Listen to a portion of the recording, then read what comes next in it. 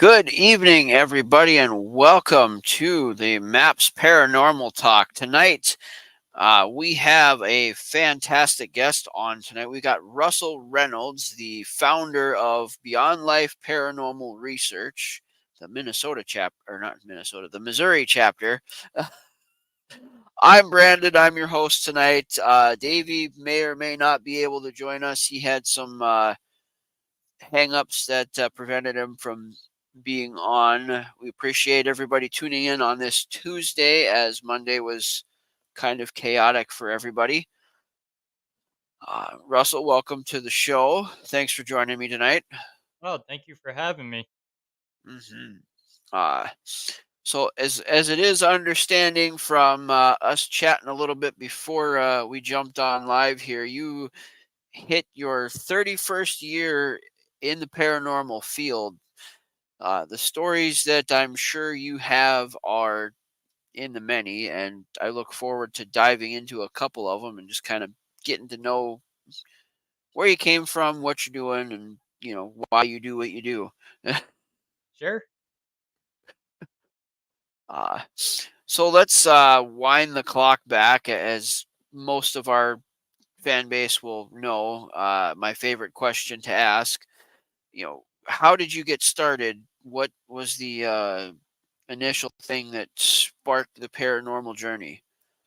Well, when I was 6 years old, I had lived in a house and strange things would happen at night in there. Doors would move, toilets flush on their own, water would turn on its own. You could light a candle, you see a breeze go blowing through. Mm, And one night I was laying in bed sleeping, got woken up at 3 in the morning, and here's a apparition standing in my bedroom doorway looking at no me. way. And at 6 years old, I was kind of scared, kind of curious, like pull the blankets over my head, and like it's not real. Look, Yep. courage to look again, and it was gone. But that house, my dog would dig at the wall at night, Hmm. bark and growl, and things would move at night. My mom's knickknacks would move around the shelves. My dad wake up in the middle of the night freezing. Think us kids got up and played with the heat, but I was only 6 and my sister was only 4. Mm-hmm. So, it wasn't us, we were sound asleep in our bed, so he'd turn it back up, wake up again, and be turned down again. Whoa. And the one day I had gone to school, my sister was downstairs with my mom. Mm-hmm. My mom had did my laundry, folded it up, set it at the foot of my bed, and my dad was home from work that day. He went upstairs. My laundry scattered all over my room, my bed's a wreck after Uh-oh. my mom had made all that and it was all done. So we ended up moving out of that house. They were Mm-hmm. renting it with option to buy, but my dad really wanted to open the one wall up in the attic because it had been sealed up. Mm-hmm. But he never did, being they were only renting it with option to buy, and they decided, we're getting out of here. It got too much with the paranormal stuff for my mom. They'd Mm-hmm. wake up and the car be started outside. And now this is like late 80s, Mm-hmm. early 90s, and they didn't have auto start then. There was Right. no That definitely wasn't a thing. so we And ended it's up not like digital thermostats either. You had to physically be tall enough to reach the thermostat to turn the dial. And most people, especially children at 6, unless you're like genetically just 6 foot tall, probably couldn't reach it. right, and, so we ended up moving out of there, and several other people have moved in after us, hmm but they didn't stay very long. Yeah. Well, they Oh, hit about teenager age, somebody hmm had bought it, and they remodeled it, and they opened the wall up, and they found Civil War guns, money, uniforms, No maps, kidding. and make a long story short, it ended up being that house used to be a Civil War base and hospital. No kidding. So that kinda sparked my interest, and then my other house I moved into, my neighbor's house was haunted, and we used to see stuff in there all the time at night, see a little kid throwing a against the wall. See an old man, the neighbor's grandmother, you'd see her peeking down through the ceiling vent from the upstairs. Jeez. So after that, I kinda sparked my interest to get involved in the paranormal and investigate and try to find answers to what is going No on in kidding. people. So I So, started mhm, investigating, and Beyond Life Paranormal Research, the New York chapter started back in 2006, but I was mhm, investigating prior to that before I actually started a group. yeah. So back to the house with it being Civil War stuff. Did it end up being more northern or southern? Because I know Missouri's right on that border area. It was more northern because of with Gettysburg. It was Okay. the town was right on the New York Pennsylvania border, so Oh, okay. So a little bit farther north. yeah, it was in the southern part of New York State. So Hmm.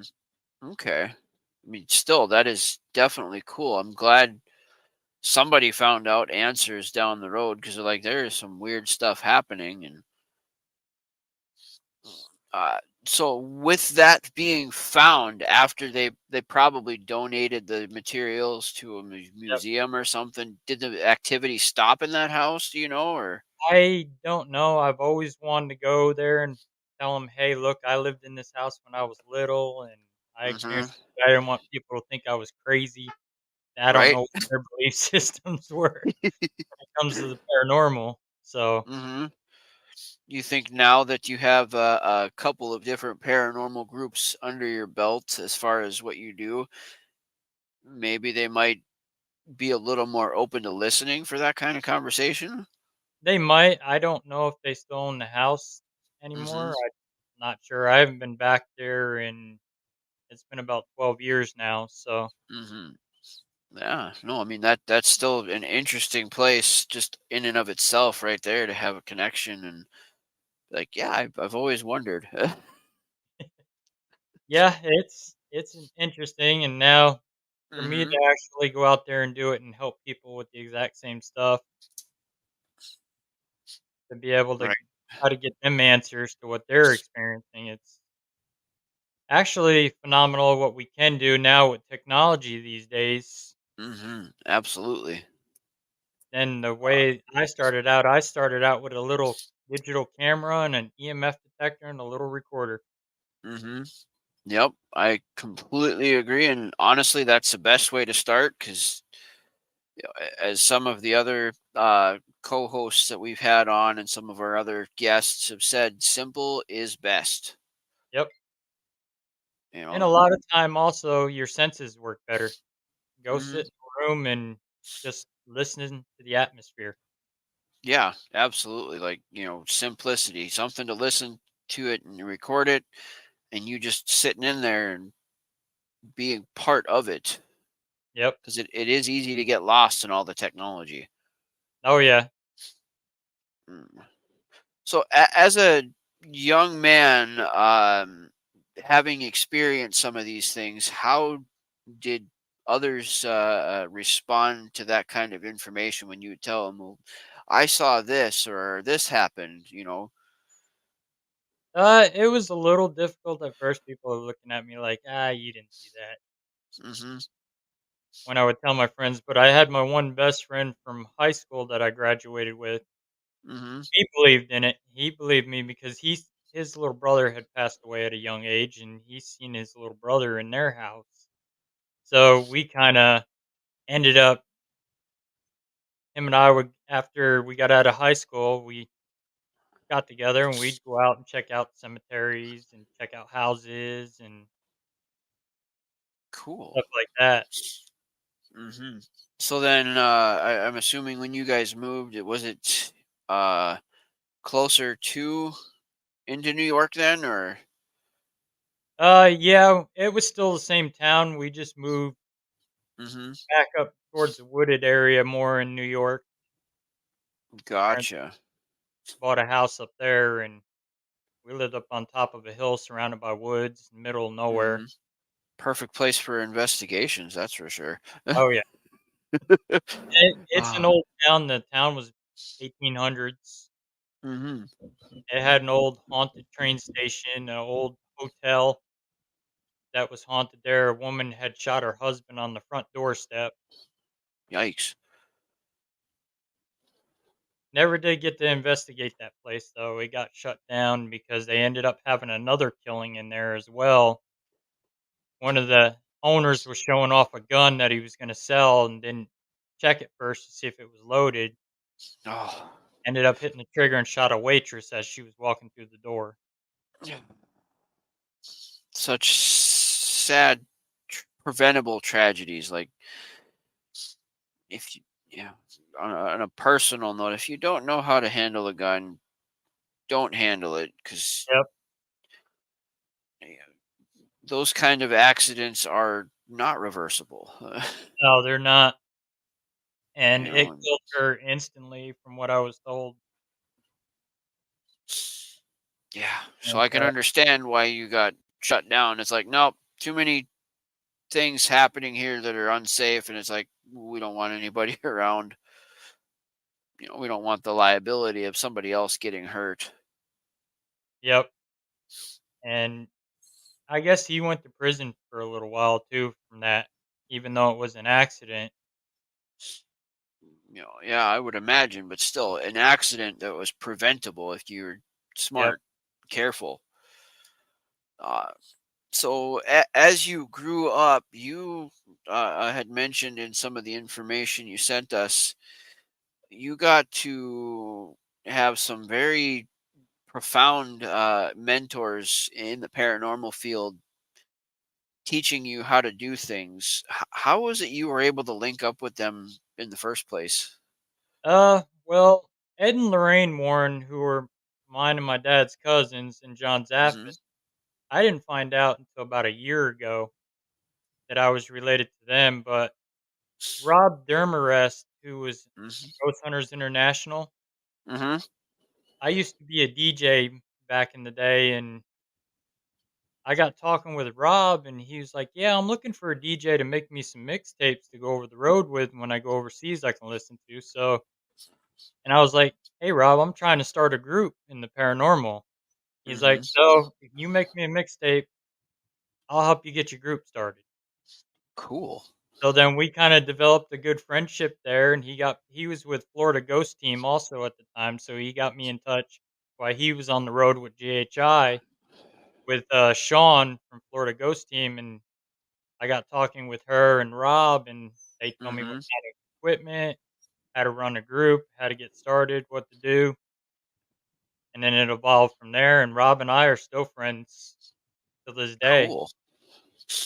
So, what kind of advice and teachings did they give you as far as how to run a successful group and how to be a successful leader? They told me, open mind, do not Hmm. run in guns a blazing, research your history before you walk into a property, Hmm.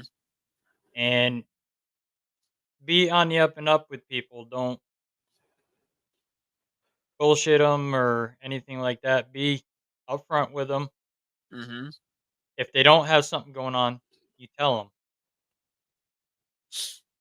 And as a leader of the group, you're the only one that talks to your clients, except for your interviewer, Hmm. on what you find and what's going on.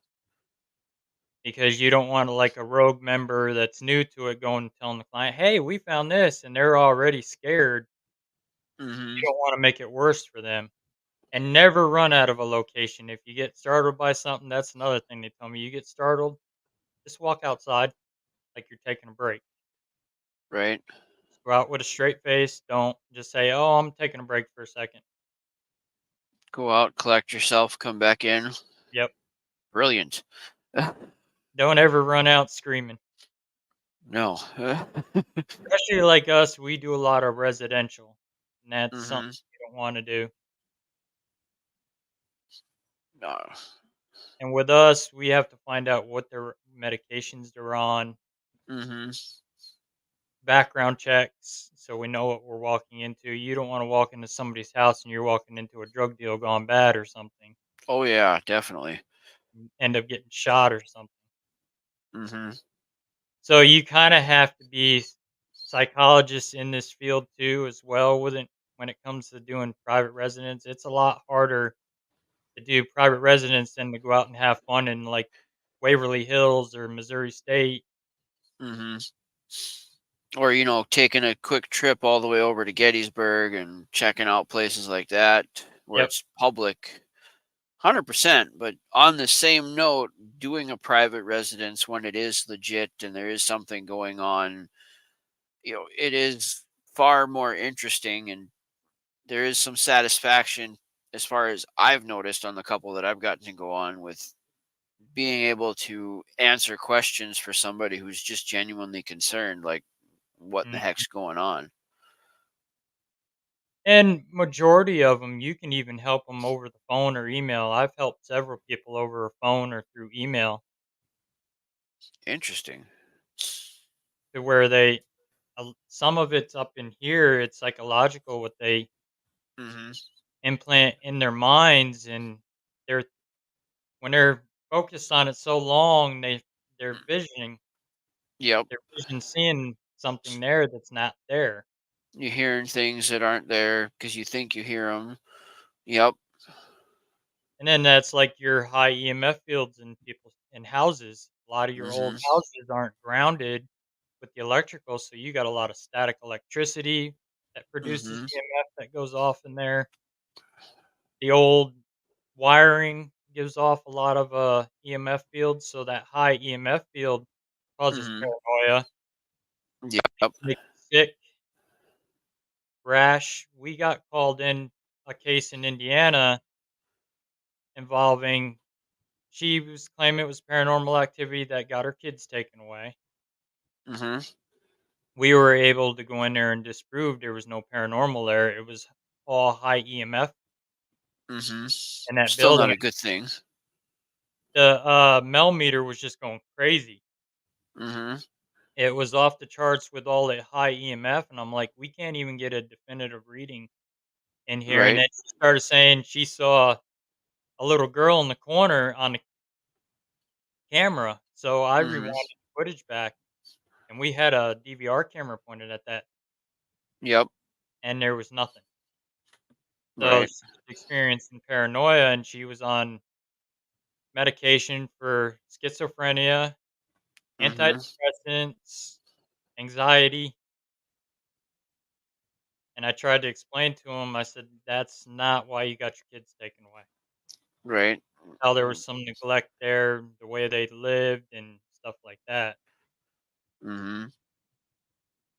Yeah, those are always the tough ones to try and tell somebody, listen, we checked it out, and you have other things you need to address, because that's where we think the issues are coming from, not from actual paranoia, or not Mhm. paranoia, paranormal. Um, so how long were you working with these guys before you actually decided it was time to venture out on your own and actually start a group? It was probably, I want to say 2 or 3 years. Okay, Once I started studying, I used to stay up because I was a night owl and I used to work definitely on a helps. golf course. So I got laid off in the winter because of the weather with the snow and stuff. So I got laid off in the Mhm. winter. So I'd stay up and I'd do a lot of research. I'd research on demons, Mhm. paranormal, and then I would start getting people sending me photos to look at because they knew I also have abilities. So they would have me look at their photos, and Mhm. so then I figured 2006 was the right time to go ahead and start forming Beyond Life Paranormal Research, Mhm. and that ran quite a few years, and then I moved to Missouri in 2012 and started the other chapter, Beyond Life Paranormal Research Missouri. Mhm. And the other group back east was still running for a little while. I was managing both. Mhm. I had a friend of mine, she was running that group back there, but then she got into some medical issues. So I was just like, let's just shut this one down. This one out here is doing good and Mhm. we're traveling. So we'll just shut that one down and I'll keep this one going. Okay. Well, that answers the other question of, why the new group is just a different chapter. And uh what was the spark for the reason to move to where you're at now versus where you were? It was cheaper living, and plus Missouri's got a lot of history out here. That it does. There is a lot of hauntings out here between your Civil War, your Mormon massacres. Mhm. You've got asylums out here, Missouri State Penitentiary. Mhm. So, Yeah. and I started it out here in 2012. It started out slow, and then probably about, I want to say about 2015, it really kicked off. We were getting called for a lot of private residence, and then Mhm.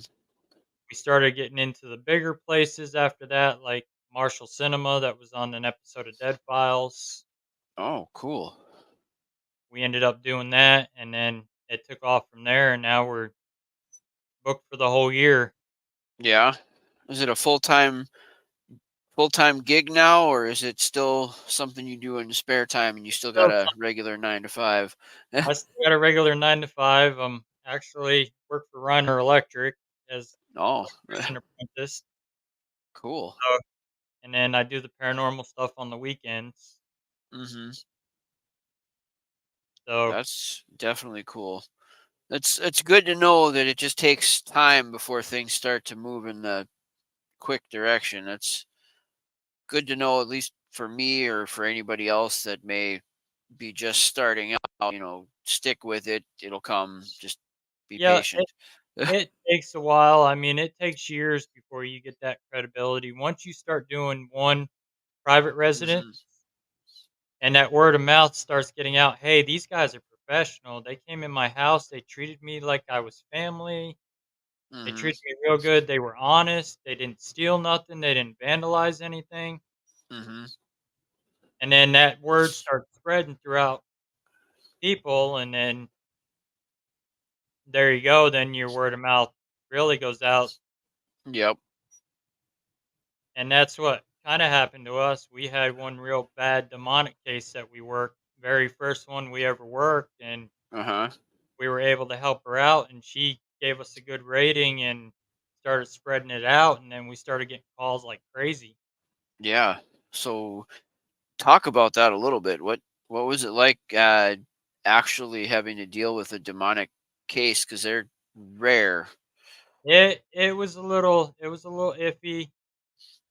The person, she was basically out of it. She would sleepwalk. Uh She'd huh. jump in her car sleepwalking, go to Walmart, buy something, and then while she was still sleeping, she'd wake up in the yard.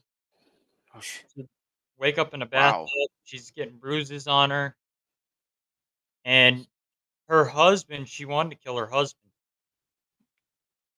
The man, Yikes. the man's a real nice guy, Mm-hmm. firefighter, paramedic, and so we got called in to see what was going on, and went out there to interview her. And Mm-hmm. I have forms for them to fill out, and it was like she wasn't even filling it out herself. It was like something was telling her and moving her hand to do it. Uh-huh. And the initial day of the investigation, we wanted them to leave so we can see if it's the actual house or it's attached to Mm-hmm. her. Well, she went downstairs with us. We were looking at the closet that was supposed to be the active spot, and there was a noose hanging in there. Yikes. And as soon as I opened that door, immediately it's just like a switch just flipped and was like, she started freaking out, crying. She ran up the stairs. Her daughter goes, "I love you, mom." And she just took her hand, went like this, and ran out the door. So we went out after her. Yep. and standing there talking to her, my one member's holding her hands. We're trying to calm her down. Well, an upside down cross gets scratched in the side of her neck and her eyes rolled in the back of her head. And she goes, Yikes. "It's mine. I don't want it to leave." Holy. And we got her out of there. So we investigated, did the Hmm. cleansing. Her basement was so cold you could see your breath down there. That's not easy to do. And that's in the dark, you could see your breath. Yeah, it's not easy to chill a basement to that temperature. I'm guessing somewhere in like the spring or the summertime where the Mhm. temperature outside was nowhere near frigid. And this was summer when we were there. So we did the cleansing. We had to keep going back. We cleansed her. Yep. And then she was on the verge of getting close to having an exorcism, but we caught it in That time, and it took about 6 months to get her back to normal, and yeah. now she's doing good, family's doing good. We're like family to her now. She Yeah. lets us over Was to dinner. there any conclusion as to why this particular demon chose her? Well, she had a bad past. I can't talk too much about it because of confidentiality, Yep. Fair but enough. it was a bad past for her, Yeah. and so when you got past trauma and stuff like that, you're a Hmm. perfect target for that stuff because it's negative energy. Gotcha. Okay. No, that's interesting because I don't get to talk to many individuals that have actually had the misfortune of dealing with a demon because they're, like I said, they're so rare that I'm sure it was terrifying for everybody. Yeah, it was something new, especially for me. That was my very first one to deal with of that nature. That's why I always got somebody on standby. I have a mentor for the demonology part of it Yep. I work with. She's a Roman Catholic San Friscan, works for the diocese office here in Missouri. She mentors me and my dad and stuff Hmm. on the demonology part because that's what we specialize in. There's not many groups that will go out and handle that besides us, Nesper, Hmm. but Which honestly, that brings me to another question. What kind of practices do you guys have as a team that uh, kind of helps prevent attachments when you're done with an investigation? oh, we'll do a essential cleansing, whether it be sage, holy water, prayers. We cleanse our equipment, our cars,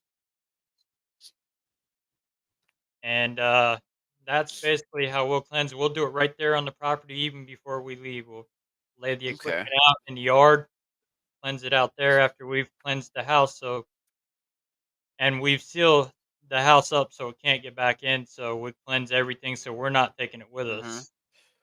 So, And we've been lucky so far. right, that answered the next question I was going to ask. Was anybody ever had that happen to them where they had an attachment follow them home? I had one member did on a case that Oh. we did, and I ended up having to exit her out of the group because of it because I did not want her bringing that into somebody's house. Hmm. So it was something that attached to her and you were not Yep. able to remove it? No, because she provoked it. Oh. So, and with me, provoking is a big no-no. Oh, absolutely. I 100% agree. If you're going to communicate with them, be polite and respectful because Yep. for multiple reasons. Number one, you're most of the time running into something of a spirit that was once alive. And number two, you may not know what you're running into. And being rude could generally exactly, Mary. Never Very challenge a demon. Like I 100% agree. Don't challenge or provoke something you're not entirely sure of what it is because you don't know what it's capable of. And that's like my dad. My dad's got abilities. He died and came back, so he can actually see him pretty good. So It's between him, definitely, from what I understand, those that have, uh, passed on and were brought back to life, the veil is not as invisible as it is to the rest of us. yep. And he had an interesting thing happen to him at a hotel we were investigating. We were just standing there talking with the owner, and Hmm. he rang the old hotel bell. Well, he went to sit down in the chair, and this big old white glow just come around him. Hmm. Could never debunk it, could never explain why that did that. Weird, but yeah, that's cool.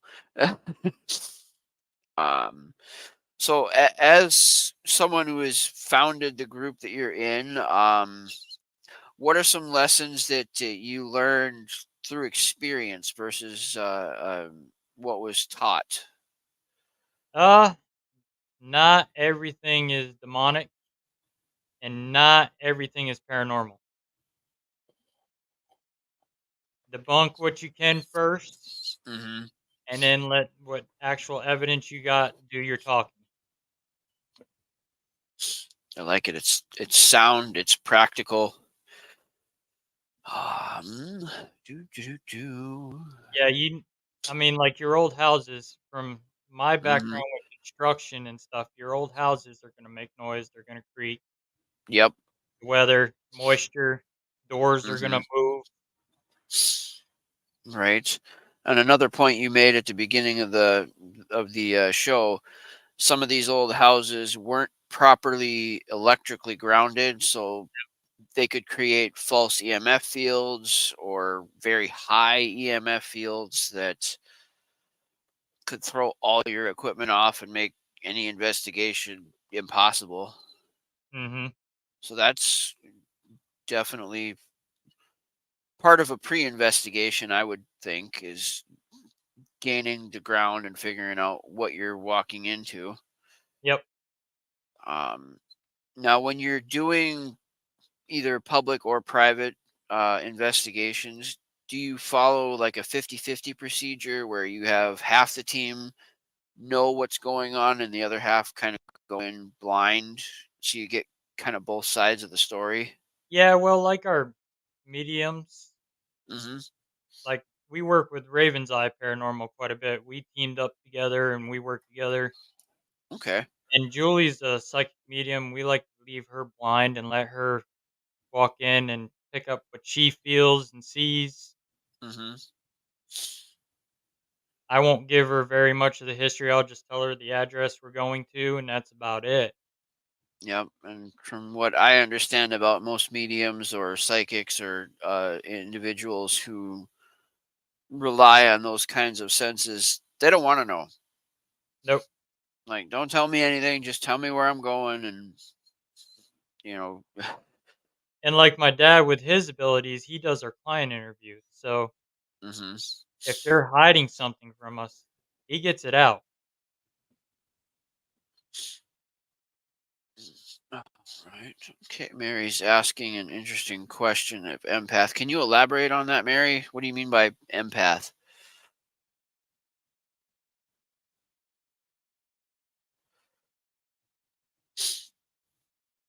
Well, she's working on answering that question.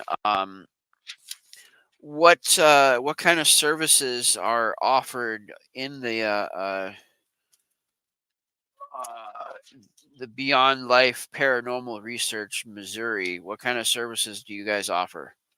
We offer free paranormal investigation. We don't charge.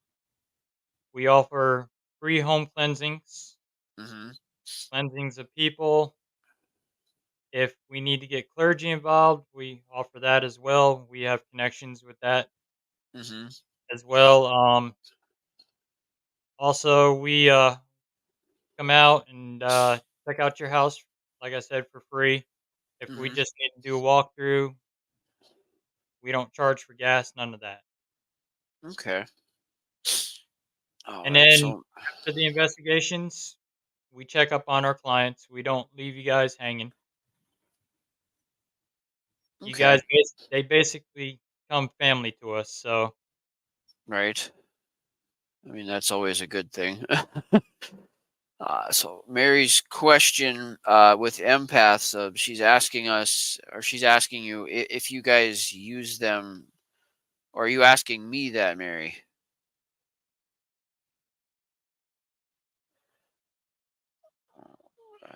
Very interesting questions, but I'm not sure who they're directed at. I know the MAPS group, we don't necessarily use empaths. We have had mediums that have come out that were connected to the private residence clients as their request, but we personally don't have any empaths. We have some members of the group that are uh, somewhat sensitive to paranormal activity. Uh, but I can't elaborate too much on their abilities because they haven't really told me much. uh, for like Russell, us, how about yeah, yours? we use empaths. I'm also empathic, so I can feel them. Hmm. I can feel emotions, even human emotions. I can feel human emotions. Yeah, that can be draining on the individual, from what I Especially understand about them. in a crowded room, Hmm. you can feel the emotions of everybody around you. It gets overwhelming. Hmm. That's why we don't like to do cemeteries too much because everybody wants to come out and talk to you all at once. We won't do a Right. cemetery unless it's got an urban legend attached to it that we get called in by law enforcement to help out with Oh. because they get tired of the kids going out there partying and looking Hmm. for grave sites and thinking it's haunted. We got called into one urban legend where they were seeing a blue light in the cemetery and your car won't start. They hear screams out there at night. Hmm. They see a light floating, which we were able to debunk a lot of that except for the blue light. And Hmm. our car did start. All right. So it just could have been a random number of factors all hitting coincidentally for a lot of those reports. Yep. The, Um, s- the so, screams were coyotes because they had yep. cattle out in the back. Hmm. The light All they were right. seeing was the moon reflecting off the trees through the trees in the back. Yep. And then if you get a clear enough night, some of the time you might have it reflecting off of the gravestones and Yep. other things.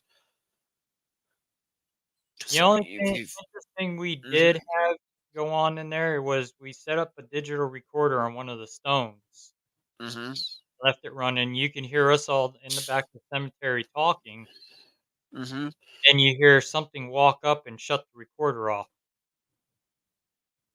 interesting. And the cemetery was small enough you would have seen anybody that walked up there. Yep. So that's a little bit of an interesting piece of, I don't want to call it evidence. It's almost like it's a lack of evidence that Yep. makes it interesting, because then you have no idea what happened after that. Yeah, and we ended up listening to it, and it was probably about 10 minutes in. You Uh-huh. hear something walk through the grass right up to it and shut it off.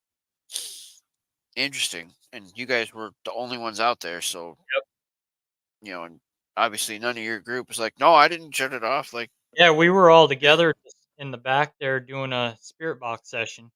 yeah, that's interesting, because most of those digital recorders, you have to actually press a button. It's not like a touch screen thing for Yep. most of them. It's an actual button that you have to press at least twice to get it to shut off, because once turns the screen back on and allows you to access the menu, and the other one shuts off the recording. So that would have been interesting to have video for, because that Yeah, that would I have wish been wish they interesting, had a camera out there and right? It's always the best evidence that happens when you don't have a camera. we were just out there to try to debunk the urban legend. You ended up finding something, Yep. but no real answers as to what the heck it was. That's what makes paranormal investigating exciting. Yep. Like, I'm getting all excited just thinking about it, where it's like you got a lack of evidence because something shut off a digital recorder that nobody was near, and no explanation as to why. Like, that's exciting. Yeah. And I've got some compelling evidence videos where we Hmm. were at that hotel and we were up in the library and I start walking to the back of the library and I'm still in eye shot of the rest of my team members and Hmm. next thing I know I hear this loud metallic sound, a bang, and I react to it and I was actually filming at that time and I was like, what the hell was that? Right.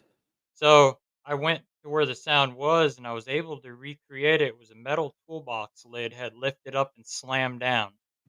Uh-huh. But that doesn't explain why it slammed down in the first Yeah, place. because it's a heavy lid, so it has to take some force to make that loud sound when it's slammed. Yep. So you found the answer to the noise, but not the answer to why the noise. That another exciting thing that's just exciting. And as like my dad, he was watching the first night we did it, he was watching our camera system Uh-huh. and we were all in t-shirts. It's like 80 degrees out. Walked in that room that he was in. We had to cover him up with blankets and get him something warm to drink, put a heat lamp on him. Wow. So I yelled, I said, "You have no permission to touch him, get away from him." Yep. And then it backed away. So him and I decided one night, the rest of my team went to a hotel. We were going to spend the night in there. Oh yeah. She had a storefront set up where she had a couch and a chair. So Mm-hmm. I started off in the chair for a little while. And then my dad woke up and he took the chair and I went on the couch. Well, about 3 o'clock in the morning, Mm-hmm. there's no electric, no water, nothing in the place, so the generator kicks off. Yep. Everything goes dark, camera system goes out. I Uh-oh. start nodding off. My dad says, "Hey, you awake?" I was like, "Yeah, kinda." Just look in the doorway, and here's this big 6'5" black figure standing in the doorway looking at us. Yikes. Never did anything, just stood there staring at us, and we think it might have been the old owner of the hotel. Yep. He figured the power outage, he's checking on his guests. Possibly. No, was it the generator kicked off just because it ran out of fuel, Yeah, or it ran out of gas. okay. Yeah, that explains that, because I was curious if it was something that happened due to just, lack of fuel, or if it was something unexplainable. Yeah, it ran out of gas, and then shortly after that, that's when that figure showed up. Yep. That's that is interesting. So before the show we were talking, I'm gonna switch it up a little bit here. You were mentioning how you're still friends with one of the mentors, I believe you said, from the uh Ghost Hunters International.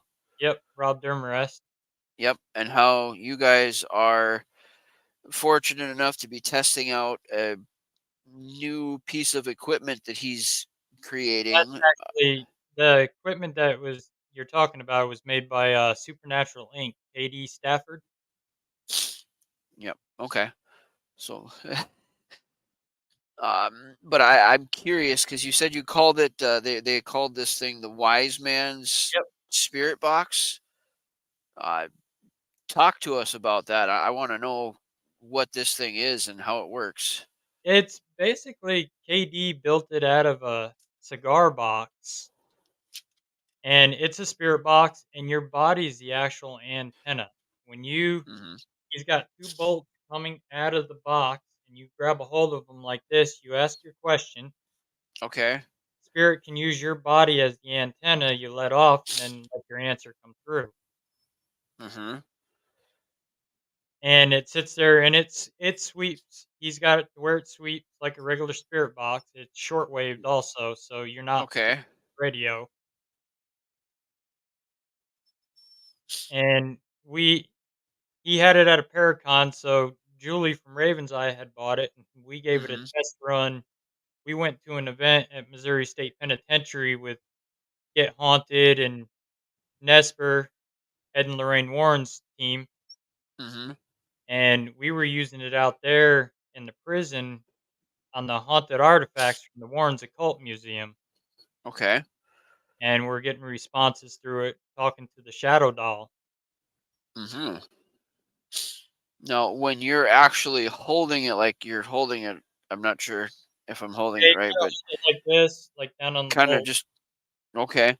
Do you feel any type of transfer of energy at Yeah, all, you can or? actually feel because it's basically doing an invite where you're inviting them to use your energy to talk to the box. Mhm.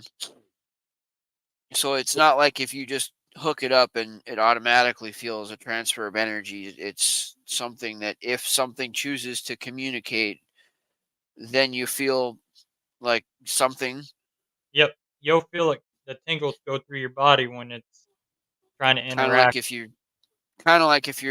touching a like a 9-volt battery or something Yep, and your fingers are kind of wet. yep. You'll Cool. feel that static charge. So And how then did he come up with the idea for that as far as being able to actually make it something physically possible to do? I don't know, that's why they gave him the nickname the paranormal mad scientist. I could see why. Yeah, he's good at what he does. We use a lot of his equipment on investigations, like he's got a reverse Mhm. sweep ink box, which actually looks like a boom box about that long, Okay. and it's got a tape recorder, it can Bluetooth, um, and it sweeps in reverse, so it's not sweeping forward like a normal spirit box does. Mhm. So when and it's shortwave. When it's got 2 shortwave modes, you can put it in shortwave 1, which sweeps shortwave a little slower, 2 is a little faster. Okay. So, when your spirit's gonna communicate with you, if it's coming out in a clear sentence, then you're talking to an actual ghost. Mhm. It's not radio coming through because radio is all sweeped in reverse. Right. Which makes it really hard for a radio station. Yep. Very cool. So I know you recently, within like the last year, you kind of got offered the lead position for Cold Spotters, Missouri. Yep. What was their reasoning for choosing you as a candidate to take over? Well, we were highly active group. We're with us being legit at what we do. We're not about faking stuff like you see on TV, Hmm. and that's what they wanted. And they asked us because she's got Amanda Quill's got teams all over the world. She's got teams over in Europe, Hmm. so she decided to talk to us about taking over the Missouri part of Cold Spotters, and I Okay. think we're on our 3rd year of Cold Spotters now Cool. with them, and she knew I knew Rob Dermarest, and she's good Hmm. friends with Rob, and Rob vouched for us. That helps. So uh, she s- asked us to approach us about it. I was like, "Yeah, sure, and we'll we'll do it. Okay. Was there much deliberation before you decided to accept the role at all, or No, not really, because I'm friends with both of them. So I was like, yeah, I'll help you guys out. okay? And what changed as far as your role being the leader of the research group that you're in, and now all of a sudden becoming the lead role of leader of Cold Spot? I just kind of combined it together. So where I'm just running both of them. Okay. And how many members of the teams are you in charge of? Uh, Basically, there's my dad, myself, Jen, Darrell, and then with Raven's Eye, they've also just become part of Cold Spotters also. Okay. So we all work together as one unit as far as the whole state of Missouri with Cold Spotters. If we get Mm-hmm. called for a Cold Spotters case, or I get called for my group's cases. Okay. Cool. Uh, so let's open the floor up to some more interesting stuff and just kind of random here. Favorite type of spooky movies? Uh, my favorite ones would be The Conjuring is one of them. Okay. First Conjuring movie. Um, Exorcist would be my other one. Mm. The original Exorcist or the Yeah, the remake? original Exorcist. Uh, I'm into the slasher stuff, so Friday the Oh, 13th was yep. my biggest. Uh, 7 through Jason X because I'm a big Kane Hodder fan. I do Mm-hmm. like CJ Graham and Friday the 13th Part 6 because I've even got a Freddy Jason tattoo.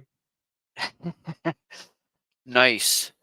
So I also like the Nightmare on Elm Street series. Mm-hmm. So big horror fan. Yep. Well, I'm also related to the actor Vincent Price, so I like his movies quite a bit too. No, interesting.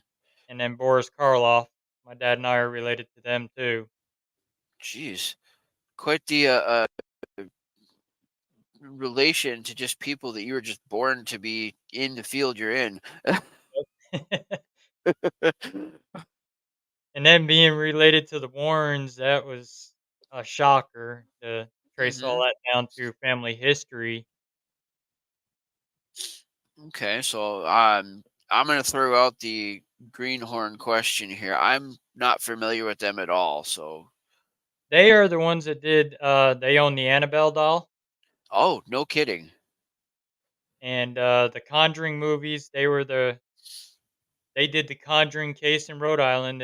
They've done the Amityville horror case. So, that I've heard of. The Haunting in Connecticut was another one they did. Wow.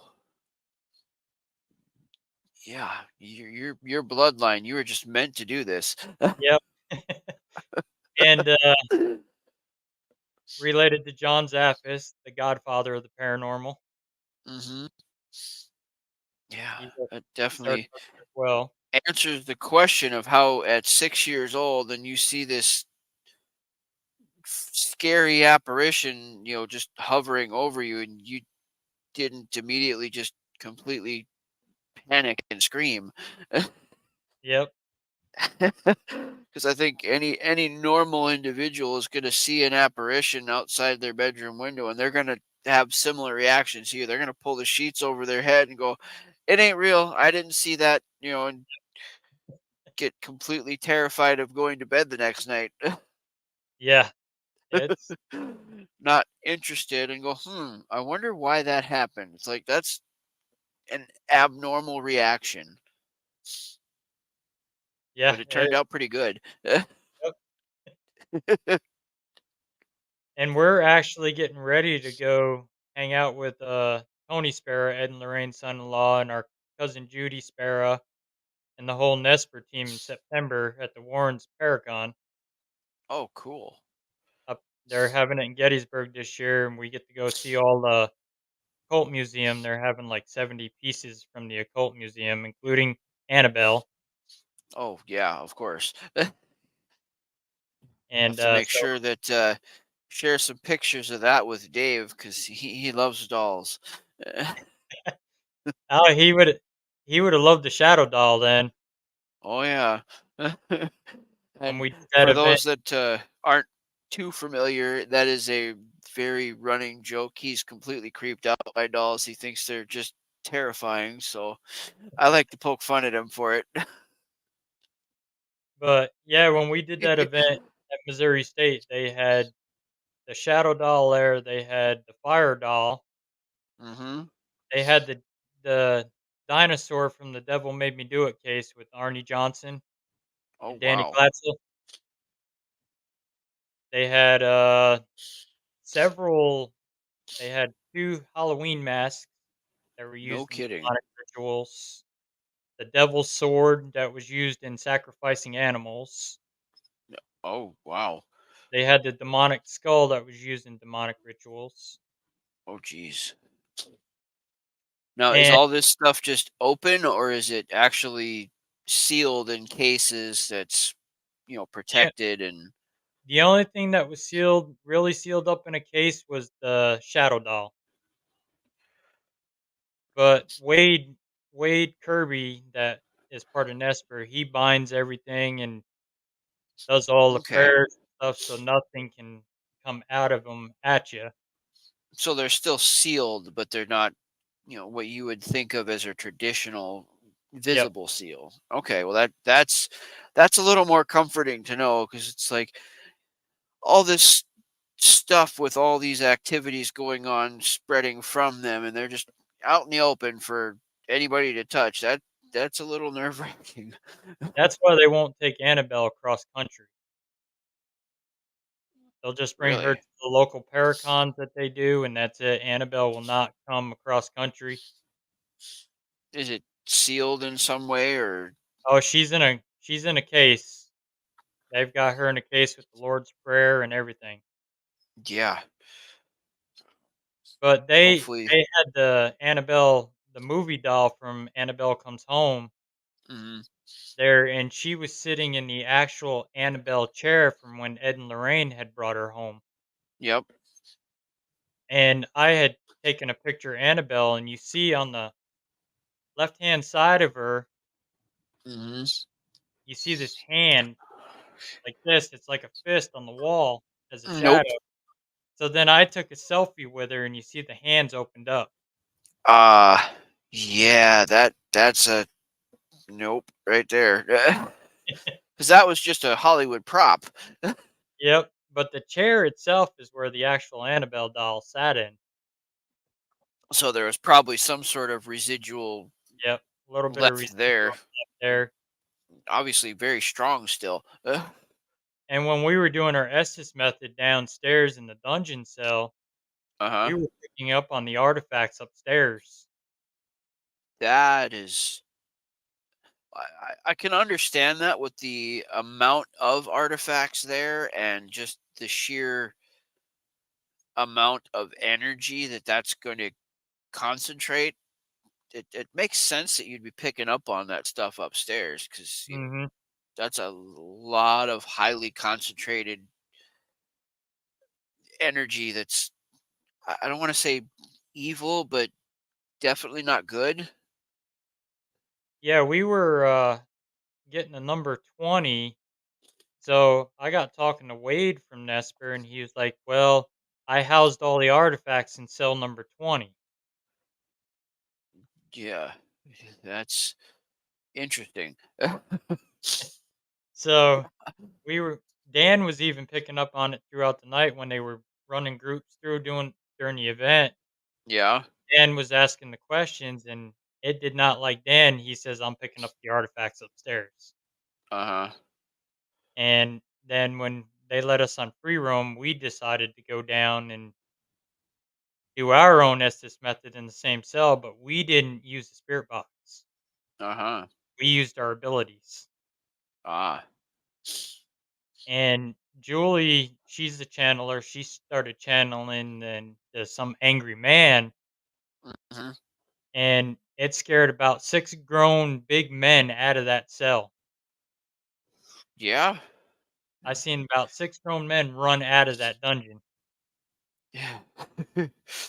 and That's the hard part about being a paranormal investigator is finding that kind of stuff and holding your composure.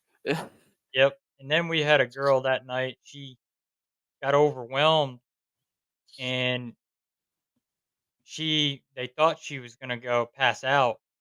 She Mhm. had POTS disease, and she ended up coming to the lobby because she got overwhelmed with between the objects, and then she was up in the woman's wing.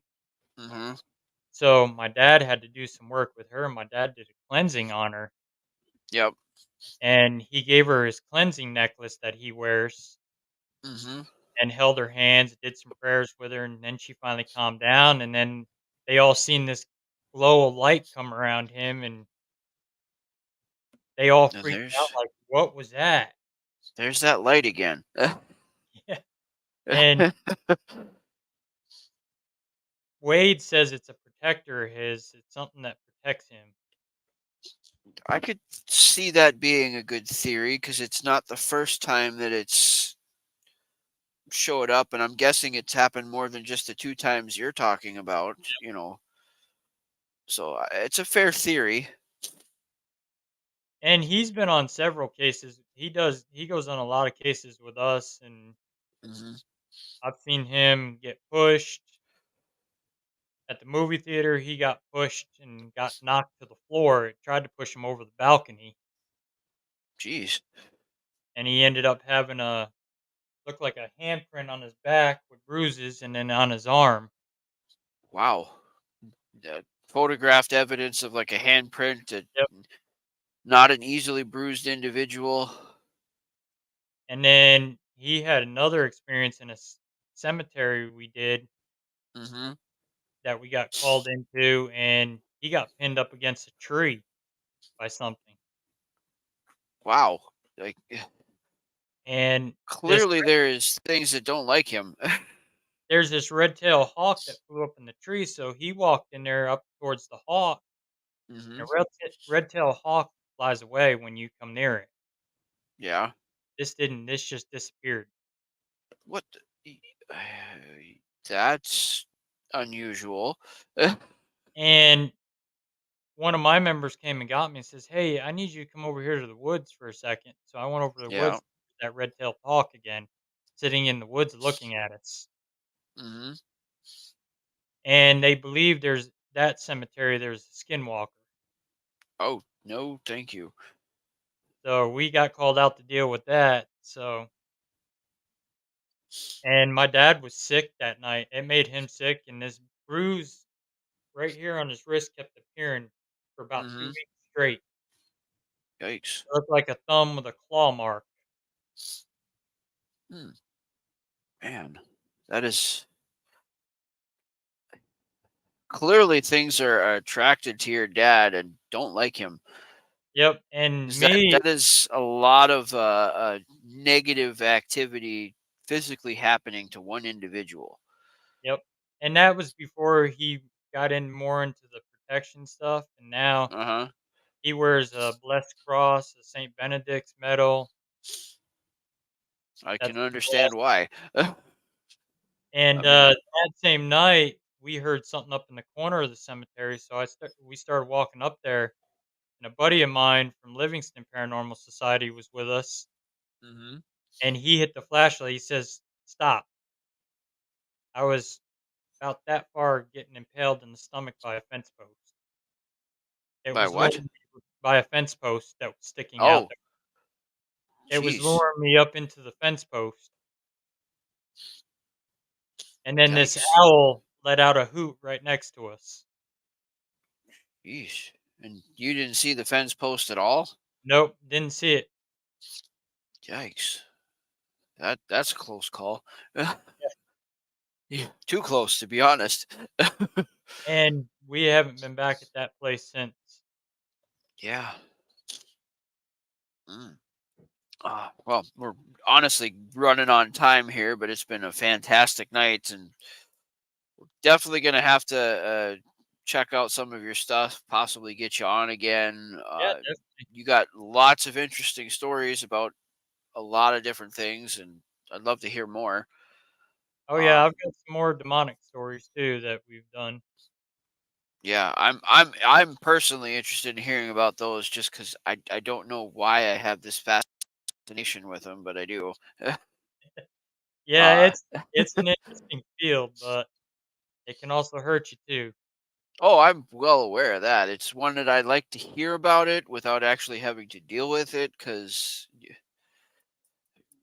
again, it's that rare that I like to hear stories of what happens, just because Hollywood has romanticized it so much that Mhm. I like to hear, you know, the actual things that have happened, and hopefully there's a positive outcome along with the story. So it's interesting to hear them. Yep. And there's very few people that have the knowledge to talk about them. I know we had the privilege of talking to a demonologist uh, who specialized in doing just that, and he had quite an interesting take on things.